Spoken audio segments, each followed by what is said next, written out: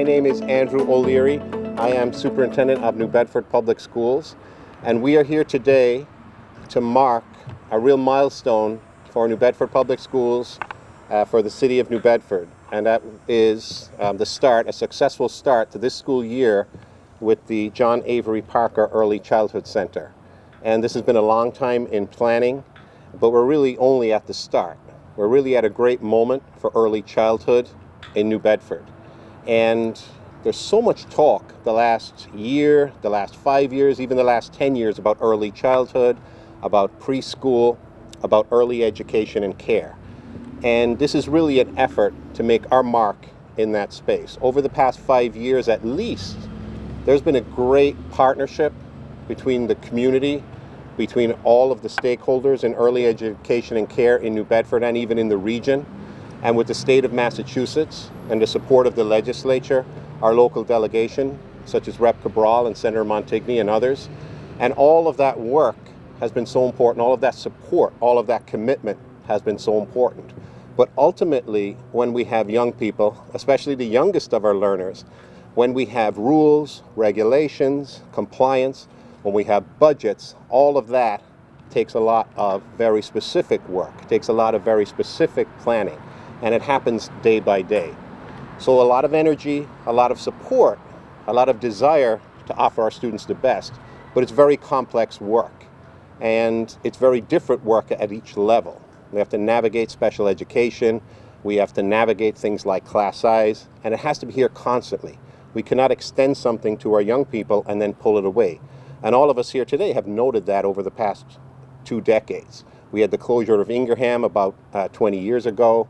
And so whatever we put forward for our young people, we have to have the ability to sustain. So this is very much the beginning. We have established the Early Childhood Center at Parker, and we've established great partnerships in the community. Now those partnerships are so important. We have received the largest grant, the largest CPPI grant in Massachusetts, thanks to the support of the delegation and Governor Healy.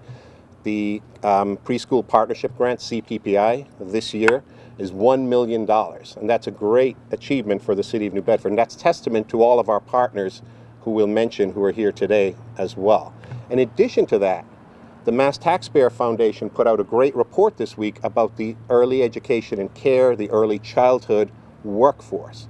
There is a real workforce gap in Massachusetts. If we want to serve our youngest people, we have to be able to pay and sustain a workforce in that space, as all of you know. And so at New Bedford High School, we did attain a Chapter 74 designation at New Bedford High School, and we're enrolling the first cohort of students in that Chapter 74 career and vocational program who will be at New Bedford High School. And we are going to pursue additional funds, capital skills funding, to invest in those spaces at New Bedford High School. So the workforce for Parker, the workforce for our partners in the community, those who will do the greatest work you can do, which is serving our young people, they are going to emerge from New Bedford High School trained, credentialed, and ready to enter that workforce. So something is happening in early education in New Bedford, and it's a great day to mark that. And I'm just so pleased to introduce our early childhood manager, Christine Robertson, who's doing a great job and is going to be leading that work over the next few years as well, to come up and say a few words. So over to you, Christine. Thank you, everybody. Excuse my nerves. I'm very happy to have you all here at Parker this morning. I just want to point out how incredibly proud we are of the progress we're making for our youngest learners in New Bedford. It just really means so much to me to be part of the school district's work in developing our early childhood programming and working with partners in the community to make sure that our students out in the community are served and their families have access to high quality early childhood education. I think, if you look around, and I look around and I see a lot of familiar faces, and I've only been here for a very short time. The community's been very welcoming to me. I've been in part of the Birth to Third group, part of the CPPI standing committee that we meet monthly and talk about our goals and where those services need to get better, and we're really working very hard. I think your visit here all of you coming here today really affirms the importance of the work that we're doing. We really are focused, laser focused on making early education accessible to all of our families and making sure that it's a high quality experience for everyone. And thank you for coming. That's all I have to say. Thank you. All right. Thank you, Christine. So none of this is possible. Again, we've already spoken about that we have this hub now, this model learning space, and we have the resources from the state for the next foreseeable future, and we have the workforce who are going to be emerging from our programs. But we also have very strong partners who have also done their work as well. So I just want to call those out and give a shout out to those in the audience here as well today. I'm not sure if any folks from North Star here today. And North Star, of course, opened their space in the South End as well, which is a modern space that the students of that neighborhood deserve. Little People's College are here. You can actually yell out. You can go, woo-hoo! All right, Little People's College. It was such a great institution in New Bedford and in the region, and they have invested and secured funding for capital expansion and for other supports as well. So a strong and emerging partner who are doing so much for young people in New Bedford and the region. And Pace Head Start,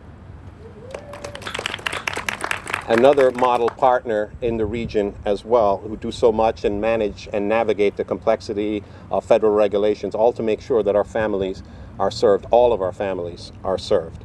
Who am I missing? Shout it out. YMCA. The YMCA, yes. And thank you to the YMCA.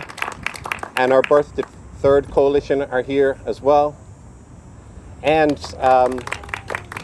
Sarah and Michelle are here from the United Way as well. And I just want to give a special shout out to the United Way, as they'll be hosting a working session for all of us later today, because we are determined to figure out what's next. We're determined to build on this momentum. And United Way were able to bring us to Somerville early this year, and our friends from Strategies from Children and others all joined us in Somerville. And in Somerville and Cambridge, they do have model programs. In Somerville and Cambridge, they do have model partnerships with their city, with their school system, with their partners. And that is the goal for us. Obviously, we won't shy away from noting there are resource problems and equity issues throughout Massachusetts. And this is part of leveling that disparity as well. So we can't get there overnight, but that is certainly our charge today. We have a strategic plan. All the partners who I've mentioned have developed a multi-point strategic plan, and we're going to revisit that today. And ultimately, the target is that all families, infant, toddlers, 3, 4-year-olds, students with learning delays and disabilities, and all families are ready for school, that those milestones are met. And then when those students ultimately are in kindergarten and beyond in New Bedford, that those students will thrive and succeed and contribute to their city and region. But it's happening day to day, and it's all here at Parker under the leadership of our longtime principal and a veteran of the Ingraham School as well, Principal Ellen Gallant-Bland, who I'll invite up to say a few words and invite us on a tour. Good morning, everyone. Thank you all for coming. I feel extremely honored and privileged that I was charged with this awesome responsibility to really serve our youngest learners. I'm so proud of the work that we've done, and I can't wait for you to come in and see the space. So thank you all for coming, and I think we're almost ready for our tour. All right, thank you. So what are the guidelines for the tour? Okay, so our tour, we're gonna go in, and me being me, I'm putting my students first. This is a much larger group than I anticipated, so I think all of us going into a classroom is probably not the best option. But a couple at a time, I could probably pop in. We're gonna go in, we're gonna see our evaluation space. The early childhood team that was originally at PRAB at 455 County Street is now here at Parker, so we can really cross those lines of communication and make sure we're best serving our student population. So if a student does require an IEP, they will be serviced here and get what they need. So we're gonna go through the evaluation space really quick. We're gonna walk down the hall, see a classroom really quickly, and then we're gonna check out our new playground, which is really exciting. Are they allowed clamber on the playground? if you want to go on the playground, I mean, you can. It was surveyed, it was approved, and it's open as of today. So we're very excited. If you want to go jump and climb around, I'm not going to stop you. The kids may be a little jealous because they haven't gotten out there yet.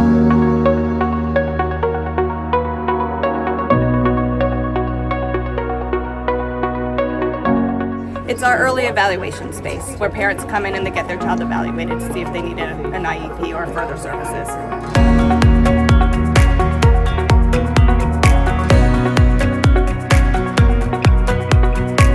So some furniture was brought in from other schools and other furniture was purchased.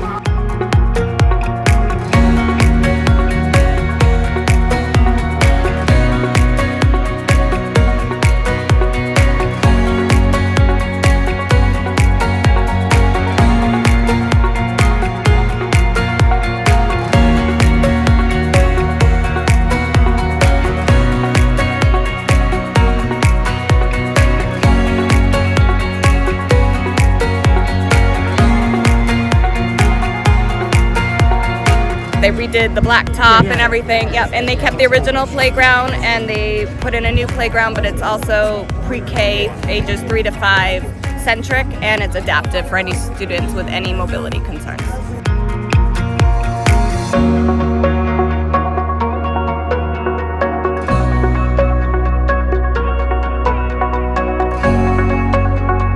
So this is where we're going to have our next meeting. Okay, so we can figure it out. Wonderful. What's the lifespan of those? Of these? Yeah, so I mean, I would say a good 20 years. You know, yeah, the rules and regulations for playgrounds, as Bruce knows, have just like changed. You've got to have real surfacing. The surfacing is almost as expensive as everything else because it has to be super safe, and then obviously it has to be grade appropriate as well, and it has to be accessible. So the last thing we want is students who have needs not being able to use the playground and play with their friends. So that's all here.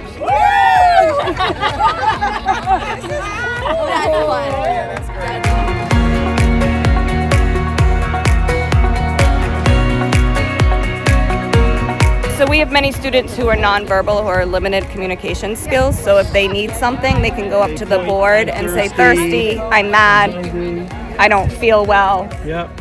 You know, I want the swings or the ball, so they're able to point rather than use their verbal communication skills.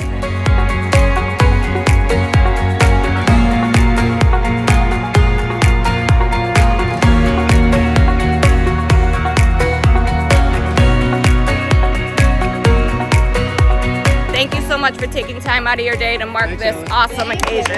Thank you. All right. I'm on to be with our kids. Go do your thing. Bye, Ellen.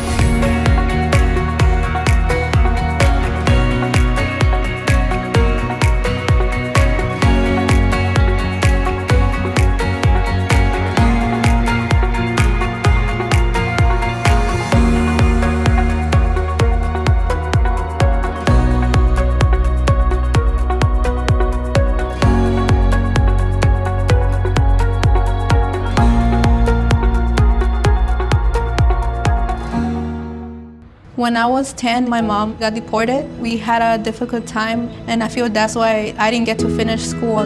My husband is really supportive in a way that he pushed me to go back to school. She wants to have a career so her kids can look up to her. They both keep me motivated to go to school, and they see that if I do it, like they can do it too, you know? I feel that everything's possible. Find free adult education classes near you at finishyourdiploma.org.